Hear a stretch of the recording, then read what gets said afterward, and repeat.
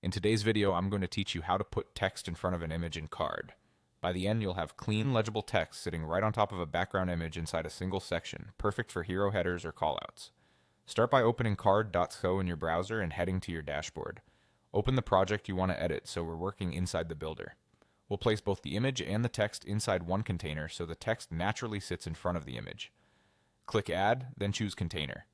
This container is the frame that will hold the background image and the text element. If you see a container type dropdown, pick the option that best fits your layout. The default works for most cases. With the container selected, open the Appearance panel. Find the background settings, then change the background type to image. Click Upload and select the image you want to use. After it loads, adjust the crop frame so the most important part of your image is visible, and then click Accept. If your image is busy, keep in mind we'll improve text readability in a moment with font choices and contrast. Now add your text. Click Add, choose Text, and a text block appears. Type the words you want to display.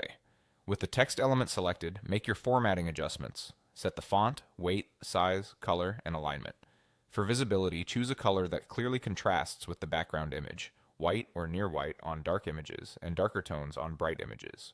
If your text still blends into the image, increase font weight, add a subtle shadow, or slightly darken the image using the container's appearance controls if available. Click Done when you're happy.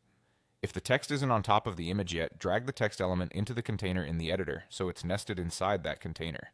You'll know it's correct when moving the container also moves the text with it. Use alignment and padding to position the text where you want it, centered for a hero section or offset for a more editorial look.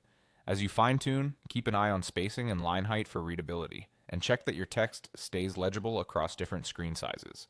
A quick mobile preview helps ensure your headline doesn't wrap awkwardly or become too small. That's it. You've placed text in front of an image in Card using a container with an image background and a formatted text element on top.